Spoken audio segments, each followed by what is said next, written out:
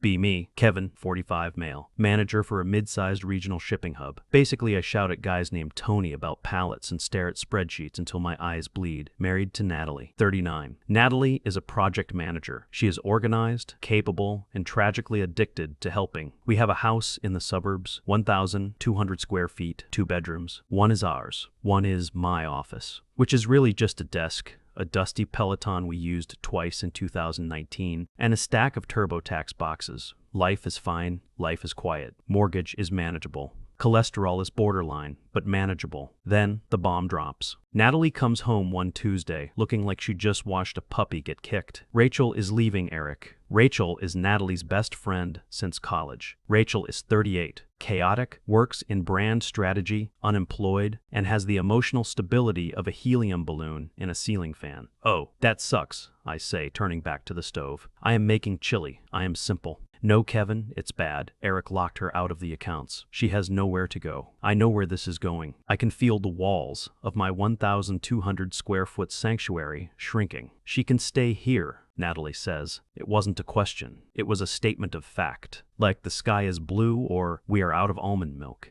Just for a few weeks, Natalie adds, until she gets back on her feet. I look at the chili. The chili says nothing. The chili knows I have no veto power here.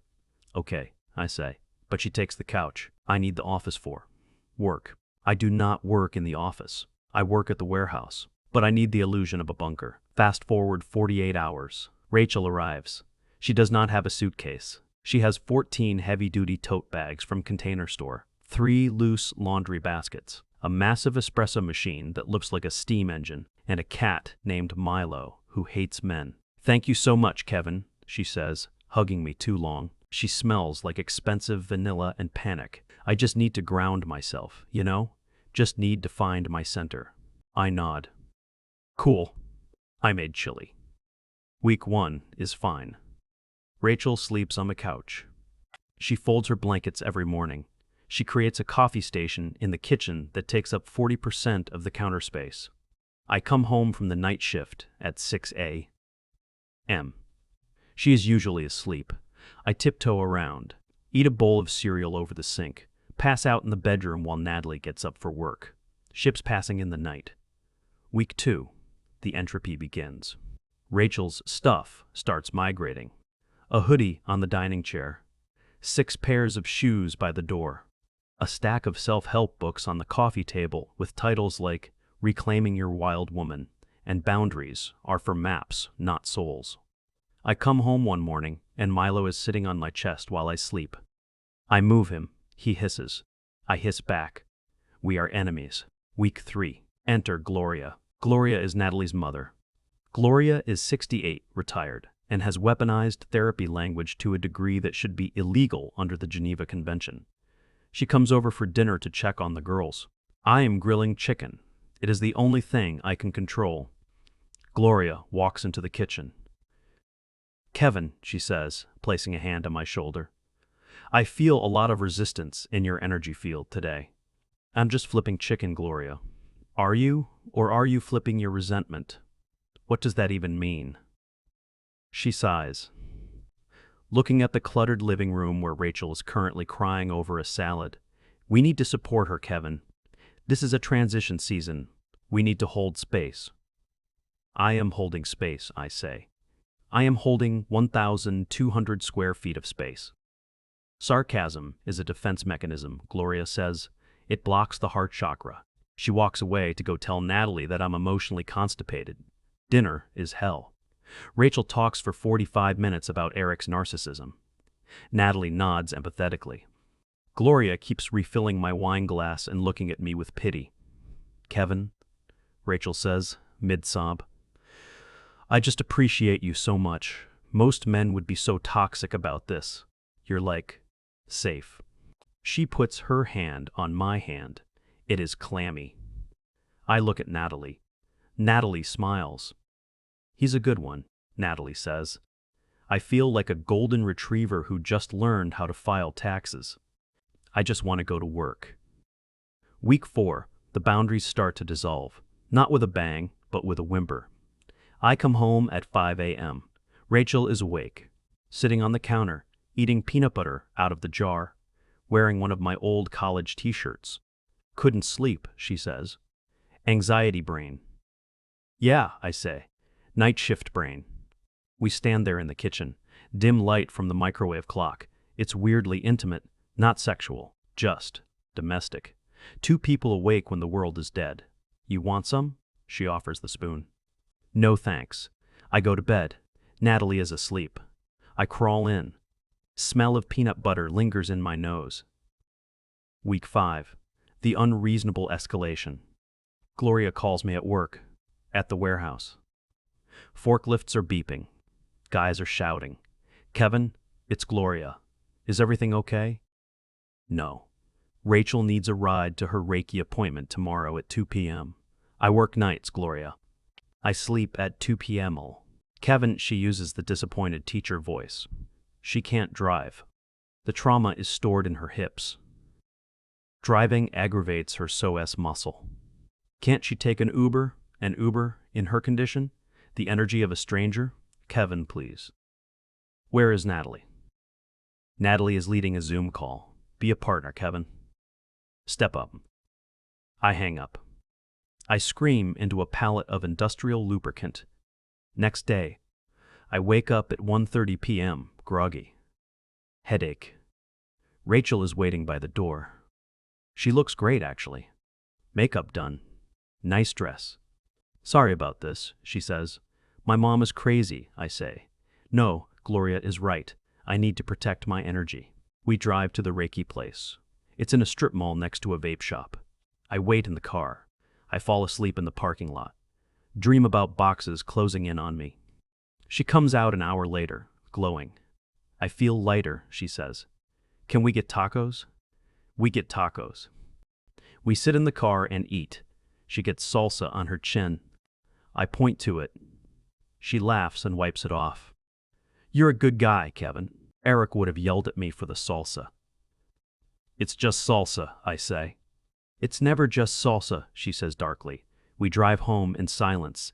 It's comfortable silence. Too comfortable. Week 6, the incident. I get home late. Truck broke down on the I-95. Bad shift. Exhausted down to my marrow. Sun is coming up. Birds are chirping. I hate the birds. They mock me. I walk in. Natalie is in the kitchen making coffee. Rachel is there too, wearing a silk robe that is definitely not from Target. Morning, Natalie says. She kisses my cheek. Tastes like toothpaste and duty. Bye, gotta run. Big presentation. Natalie leaves. Whirlwind of efficiency. Door slams. It's just me and Rachel. Rough night, she asks. The worst, I say. I trudge upstairs, strip down to boxers, blackout curtains drawn. Fan on high. I collapse into bed. Sleep takes me instantly. Dream was buoyed. Then, noise. Creaking floorboards. My brain registers it. Household noise? Natalie back? No, Natalie is at work. Rachel. I'm half awake. Paralyzed by sleep inertia. Door handle turns. Slowly. Not the aggressive turn of a wife looking for keys. The tentative turn of someone who shouldn't be there. I should say something. Hey. I'm in here, but I don't. Why don't I? Curiosity? Exhaustion? Fear? The door opens. Sliver of light from the hallway cuts across the room. She steps in. She thinks I'm dead asleep. I keep my breathing even, eyes closed but aware, senses heightened, smell of vanilla and damp skin. She just showered. I hear the rustle of fabric. Towel? Robe? She moves toward the dresser. Maybe she needs to borrow Natalie's lotion. Maybe she's looking for something. She stops. Right at the foot of the bed. I can feel her looking at me. The air changes. You know when someone is watching you, it has a weight.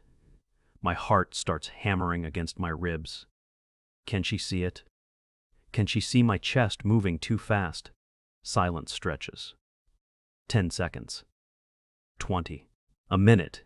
It's an eternity. Then, movement. The bed dips. Not much. Just a knee. She's crawling onto the mattress. This is insane. This is a movie. This is not my life. I should sit up. I should yell, "What the hell, Rachel?" But I'm frozen, and part of me, God help me, part of me wants to see what happens. She crawls closer, warmth radiating off her. She whispers, "Kevin?" Barely audible. A test. If I answer, she plays it off. "Oh, sorry. Looking for the remote." If I don't answer, I don't answer. I stay limp. Oscar-worthy performance of a coma patient. Hand touches my shoulder.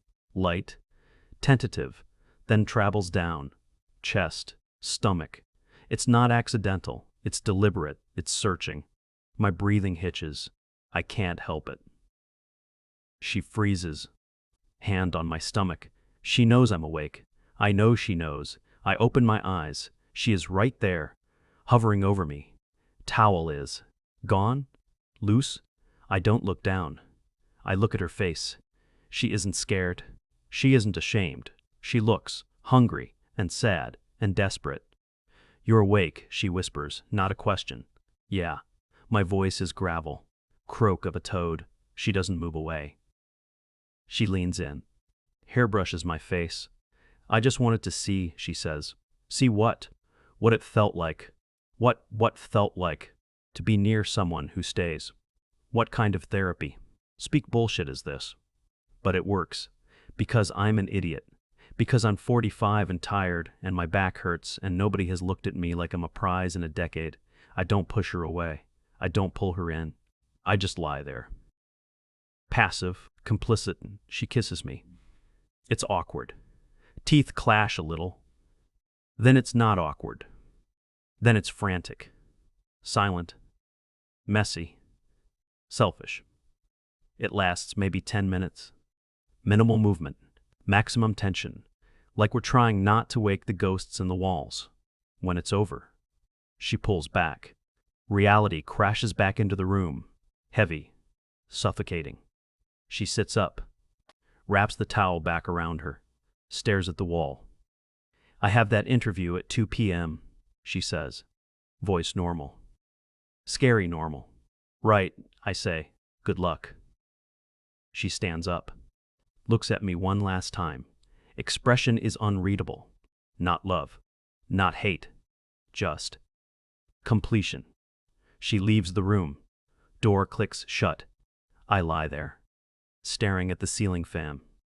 Dust on the blades. I need to clean that. I feel like I'm going to vomit. I feel electric. I feel like my life just ended. I go to sleep. Actually sleep. Wake up at 4 p.m. House is empty. Note on the counter. Went to mom's for dinner. Leftovers in fridge. Love you, N. Rachel is gone. Interview. I eat the leftovers. Lasagna. Tastes like ash. The next 3 days are a blur of paranoia. Every time Natalie looks at me, I think she knows. Every time Rachel walks into a room, I hold my breath. But nothing happens. Rachel is cheerful. Natalie is stressed about work. The status quo remains, but the house feels different. The air is thick. I start staying late at the warehouse, doing inventory counts that don't need to be done, hiding from my own kitchen. Then, the bureaucracy kicks in. Weekend rolls around. Gloria comes over. Surprise inspection. She brings a prosperity plant. It looks dead already.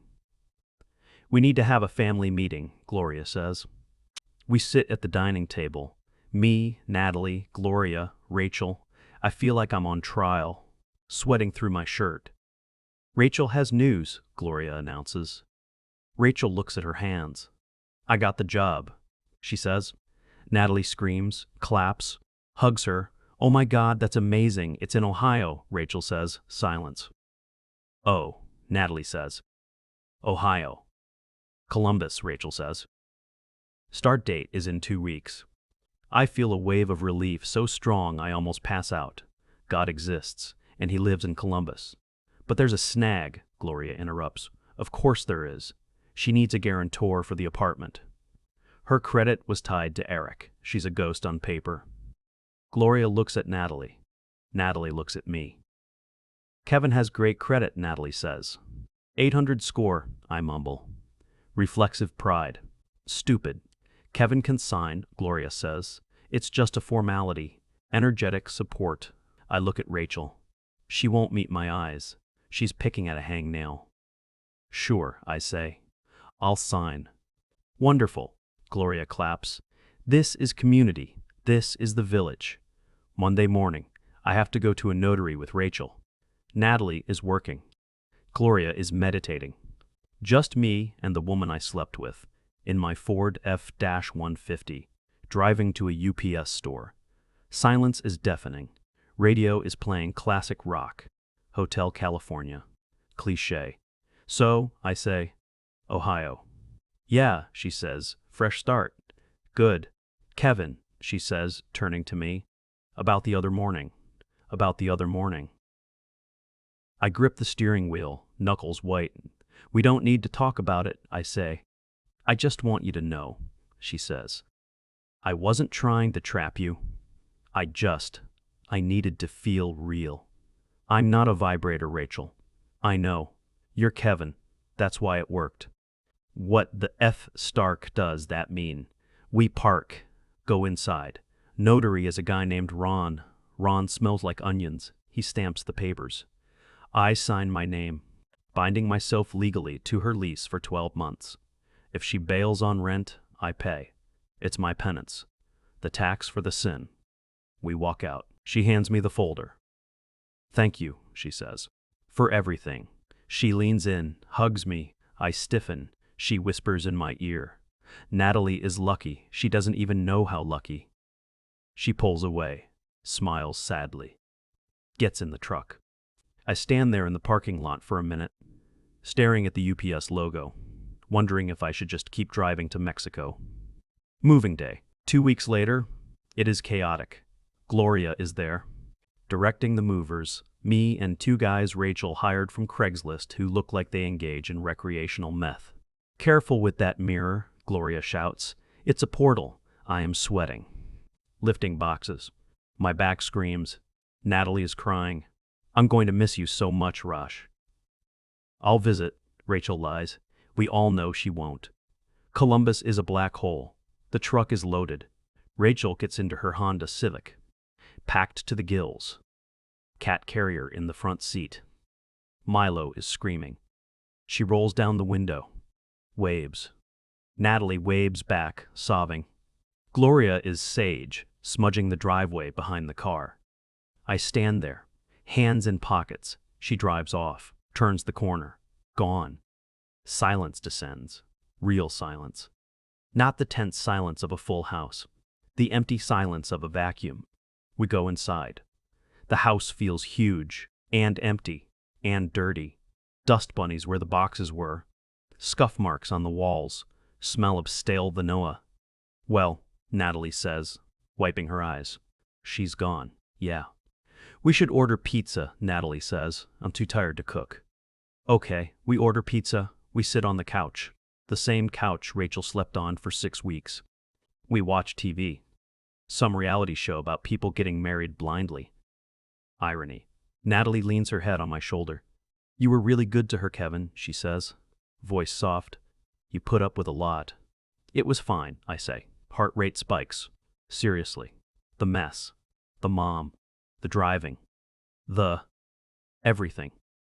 She pauses, takes a bite of pizza, chews slowly. Then she says it. I know it wasn't easy. Especially that morning, she walked in on you. Blood freezes. Veins turn to ice. World stops spinning. I stop chewing. I stare at the TV. Don't look at her. Do not look at her. What? I manage to choke out.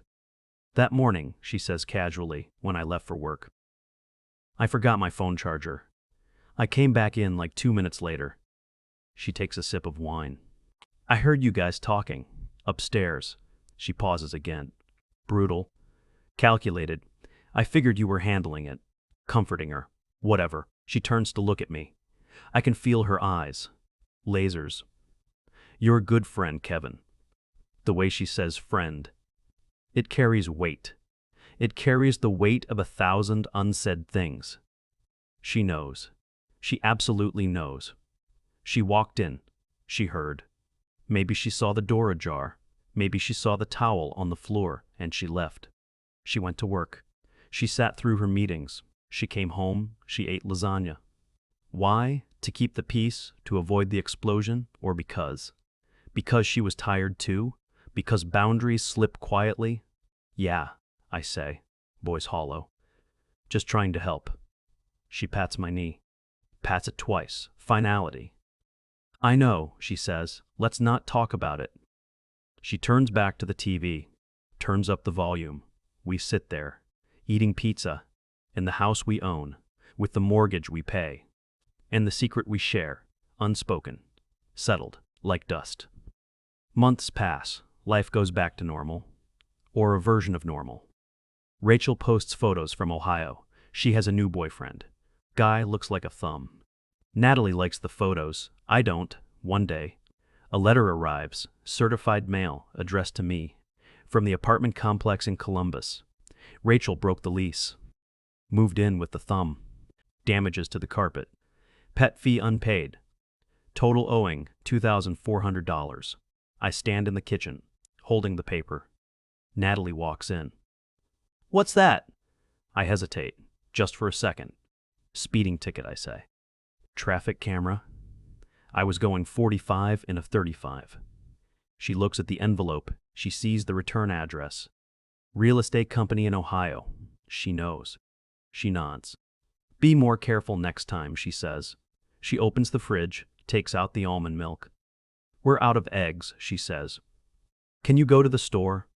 I look at her back. She is steady. She is the wall. She is keeping the roof up. Yeah, I say. I fold the letter, put it in my pocket. I'll get eggs. I grab my keys, walk out to the truck. Sun is setting. Sky is purple and bruised. I sit in the driver's seat, engine idling. I look at the house. Lights are on. Warm glow. It looks perfect. It looks impenetrable.